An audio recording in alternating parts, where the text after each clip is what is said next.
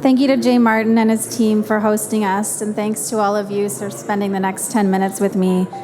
Apologies to those who were hoping to hear from our CEO, Sandeep Singh, but we have to divide and conquer right now as the demand to meet our company is higher than it's been in years. So you're stuck with me for the next 10 minutes. Before I jump in, important for me to caution you that I will be making forward-looking statements. Before talking about where we are today, I think worthwhile to take a step back and talk about how Osisko Gold Royalties was created. Back in the day, the original Osisko mining, Osisko 1 if you will, found, financed, and built the Canadian Malartic mine in Quebec, which is now Canada's largest gold mine. Fast forward to 2014, and the mine was sold to Agnico and Yamana for $4.3 billion. As part of the transaction, a precious metal royalty and streaming company was spun out to shareholders. At the time, Osisko Gold Royalties consisted of one producing asset, Canadian Malartic, considered the world's most valuable gold royalty, and 4 exploration assets. Today, we sit here with 20 producing assets in a basket of over 175 royalties and streams. We have a market cap of around 3.4, it says 3.2, but we're now up to 3.4 billion. We've paid a dividend since inception, which is currently 5.5 cents per quarter, or a 1.3% yield, one of the highest in the sector, and have peer-leading growth, which we will get to in later slides. In 2022, we earned just over 89,000 GEOs, or gold equivalent ounces, representing 12% year-over-year growth at a 93% margin. And we're currently trading on a consensus price to net asset value of 1.1 times. Let's talk for a second about our business model. As a reminder, as a royalty and streaming company, we don't operate any mines and have no capital cost requirements. We help finance the sector and in return, take back a percentage of revenues as a royalty or a percentage of production as a stream. It's a highly efficient and scalable business model. We have an office of 27 people that run a $3 billion dual-listed TSX and NYSE listing. We are diversified on an asset and cash flow basis and are relatively insulated from rising geopolitical risks and inflationary environments. We have high leverage to gold and, importantly, optionality through free upside to any additional ounces found. Looking at our portfolio, we are global, but with a strong North American focus. 80% of our value is in Canada alone.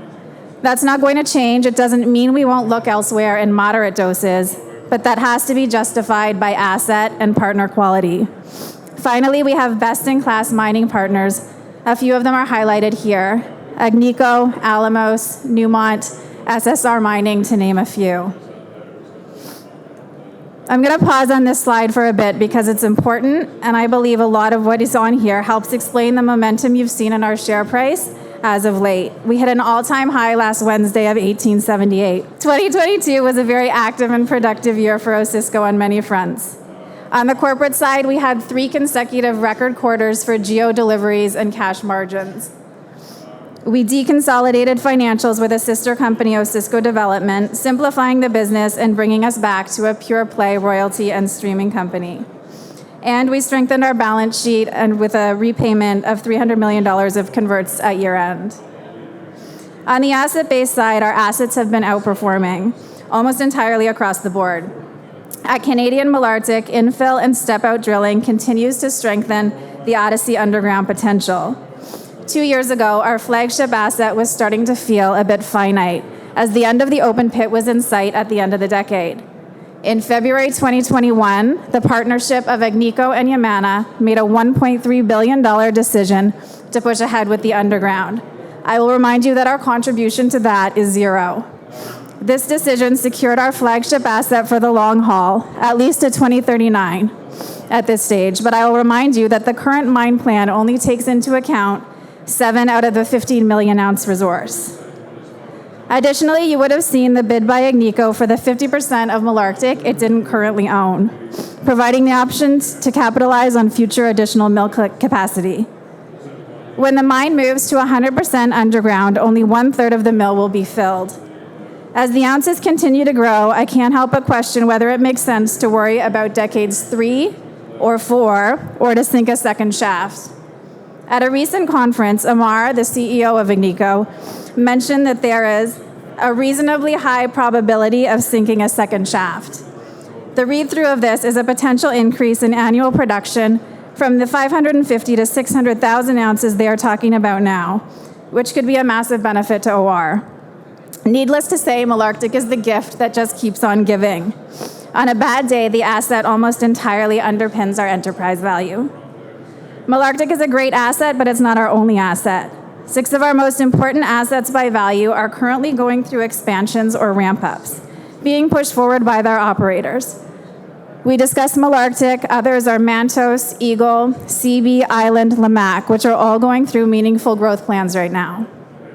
Looking at our more longer-term growth, we had over 1.4 million meters drilled on our mining partners' properties in 2021. It's a significant amount and not a number I believe Newmont or Barrick drills in any given year. 1.4 meters represents about $500 million worth of work that our partners have put into the ground, but we didn't spend a penny on. Think of it as the R&D of our business. What it translated to was a 9-fold increase in Osisko's attributable gold ounces, more than replacing the 80,000 ounces delivered to us in 2021.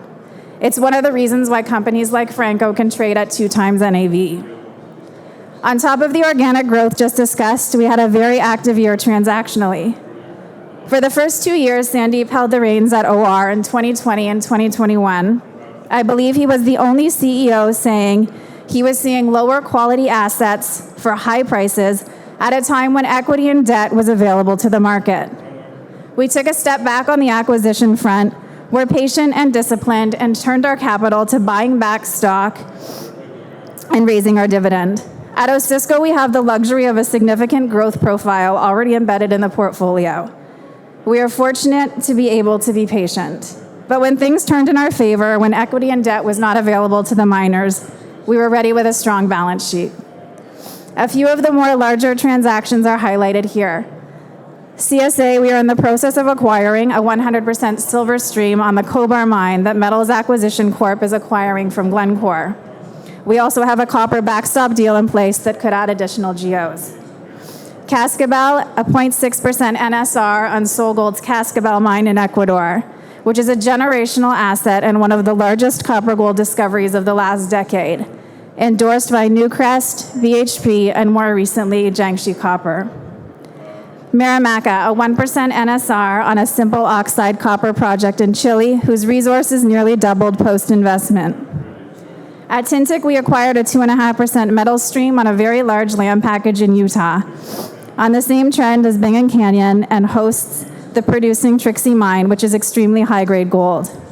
Osisko Development, who owns the asset, recently published an initial resource estimate of approximately 450,000 ounces of gold in the 20 gram per ton gold range, using a 5 gram per ton cap. On top of the gold potential, the bordering property is currently being drilled for copper porphyry potential by Friedland's Ivanhoe Electric. We all know if Friedland finds something, the whole world will know. As you can see here, we saw a 12% increase in our GEOs year over year. We anticipate seeing double-digit CAGR growth for the next 5 years, and every year adding development assets that could continue similar growth for the next decade. The arrow to the right of the blue bar outlines our optionality. These are assets that we were lacking visibility on or legitimately are on the other side of 2026. To call out a few, Hermosa is coming out with a fees mid-year and FID decision thereafter. Upper Beaver is multi-million ounces of gold that Agnico owns. When Agnico merged with Kirkland, it was the only asset that they said had operational synergies. Agnico is talking about 150 to 250,000 ounces of gold per year.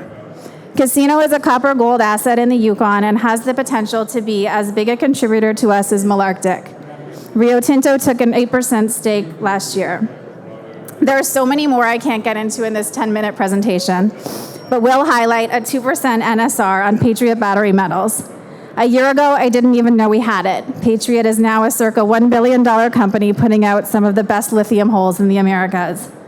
All this to highlight the depth of the portfolio, the paid-for embedded growth, and the ability to remain patient and disciplined when acquiring new royalties. What I would like to leave you with is this. Osisko Gold Royalties had a transformational year in 2022. We simplified the business, saw successive quarters of record GEOs and cash margins, saw our producing assets outperform, and added to our growth pipeline through accretive transactions. Our existing shareholders and those who were on the sidelines are responding well to our developments. And we sincerely believe that 2023 will be a year in which we can meaningfully re-rate the company. In fact, I believe it's already starting.